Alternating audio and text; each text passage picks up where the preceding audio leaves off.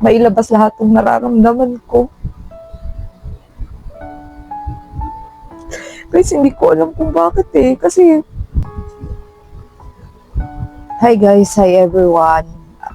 For the new viewers, please like and subscribe to my channel. And since awareness itong channel to, I will keep you posted right now on what's going on with me. I just noticed or I just found out na depressed pala ako. As in, 5 minutes ago. Recently, this past few days, napapansin ko na low ang mood ko. Na selective lang yung mga task or selective lang yung mga things na gusto kong gawin.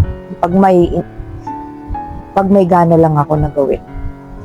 However, when it comes to my business, napabayaan ko na siya. Good thing is, Holy Week ngayon, wala ganong matumal ang negosyo. Pero it's not a good sign kasi I need to restock. Wala na kaming stock. Tinatry kong gawing mag-restock pero uumpisahan ko pa lang. Wala na talaga akong gana. And kakatapos lang ng first quarter ng tax filing. Hindi ko pa na susulat sa mga books yung sales namin or yung ledger, hindi ko pa nasusulatan. Kasi when it comes to business, pakiramdam ko ayoko na. Pakiramdam ko nagsawa na ako. Sawang-sawa na ako. Yun ang pakiramdam ko ngayon. At pag ganito kasi, guys, the first thing that I do is to approach my husband. Yayakapin siya. Alam niya na yun. Pag nayakap ko siya, ibig sabihin, sinusumpong na naman ako ng depression ko. And then, I will tell him why he would help me to assess what's going on with me. And then, bibigyan niya ako ng mga, not words of wisdom. Ibibigay niya sa akin or ipaparinig niya sa akin yung mga dapat kong marinig. Yung mga tama at dapat kong marinig. Hindi siya nagsusugar ko. Para lang mapagaan yung loob ko. Hindi siya ganun. However, kasi guys, wala siya ngayon. Umalis siya. Hindi ko alam kung anong oras siya uuwi. Kaya naiiyak na talaga ako Hindi ko mapigilan. Sorry guys Kasi, this past few days, napapansin ko na low mood ako. Eto, off ko ngayon. Wala akong ginawa kundi mo nasa kwarto lang. Naka-4 na movie na ako, guys. At nung ito, mag-i-start ako ng pang 5th movie, bigla na lang, I just realized suddenly, I am so depressed. I feel so depressed. I do not want to go out of this room. I do not want to go out of the house. And guys, yung mga self-therapy ko, ice cream, I'm doing the ice cream for 3 days na consecutive. It's not helping me. The nature, it's already evening. Wala na ako bang pupuntahan ngayon. Masyado nang madilim. It's not really safe to go out this evening. Baka bukas ng umaga. So, all I can do now is to pray. Lalapit ako sa Ama para mailabas lahat ng nararamdaman ko.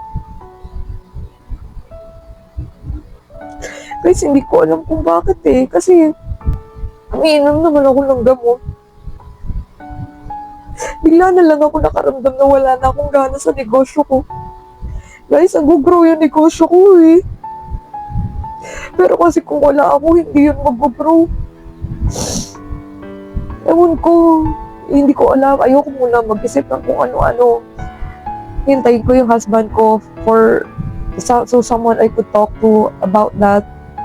Kasi, guys, ang kinakatakot ko kasi, pag nawalan ako ng gana sa isang bagay, it will be for a long term or it would be forever na wala na akong gana. Guys, ayokong mangyari sa business mo.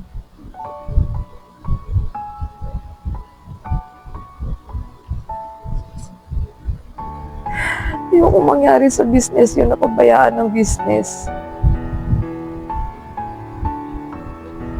that's my update for you today, guys. My depression, and since hindi ko magawa yung mga self-therapy ko outside the house, ayoko naman pumunta ng mall. I do not want any social interaction with anybody. Mananalangin na lang ako, guys. I would talk to Ama about everything. I would ask for His guidance. So that's all I can do now, and that's the best way to deal with this now. So yun, guys, pasensya na, guys, kasi since this is an awareness channel, hindi porket umiinom ka ng gamot at consistent ka na nagpapacheck sa doktor, is magiging okay ka na forever. May mga lapses pa rin. Up yung mood mo, eto down, super down ang mood ko. Hindi ko alam kung bakit na hindi ako makakilos, hindi ko magawa yung dapat gawin. Yan guys, kakatapos ko lang manalangin. So while waiting for my husband, nandyan lang ako sa corner ng room, nakatulala, umiiyak. And then nung dumating siya, even though na I'm expecting him na papasok na ng pinto, sobrang gulat na gulat ako. And guys, habang nag-uusap kami, kasi nga, sa panalangin pa lang, hindi na ako nakapanalangin ng maayos dahil napakagulo ng isip ko, napakagulo ng puso ko. Hindi ko alam kung ano yung mga kailangan kong sabihin. The same goes nung nag-usap kami ng asawa ko. So, he helped me assess ano yung pinagdadaanan ko. And then, this is the worst depression that I had. Kasi nga, based on my previous videos, guys, wala akong tendency na saktan ng sarili ko o mag-suicide. But this time, this type of depression na naranasan ko, kakaiba siya, guys. Wala na akong pakialam sa mundo. Sawang-sawa na ako sa buhay. Yun ang pakiramdam ko. So, naiintindihan ko na ngayon kung ano yung pakiramdam ng mga taong nagsusuicide due to depression, na wala na silang pakialam or hindi na nila na-take for consideration yung mga taong iiwan nila, kung anong mangyayari pag nag-suicide sila, or kung ano man yung problemang iiwan nila, or yung problemang pagdadaanan ng family niya. Hindi ko na naiisip dyan na may mga anak ako, na may asawa ako, na may family ako, may kapatid, na may nanay ako. Wala na guys. Sobrang depressed ko nung time na yan. Talagang ang masasabi ko lang is sawa na ako sa buhay. Yun. Kaya my husband and I, parehas kami both afraid. Kasi kahit ako, natakot ako sa sarili ko dahil yun na yung nararamdaman ko.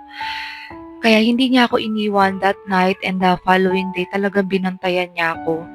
And then, pagkatapos namin mag-usap, gumaan na yung loob ko. Kasi na-event out ko na sa kanya, siguro kausap lang talaga hinahanap ko. Nakapag-usap kami ng maayos, then after that, nakakangiti na ulit ako, and then the following day, naging productive na ulit ako until now. Ang ganda kasi nung usap namin ng asawa ko.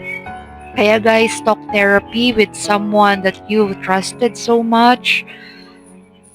Napakagandang therapy talaga niya, yung talk therapy na yan. So, ayun, na-prevent naman, wala na ako suicidal thoughts ngayon.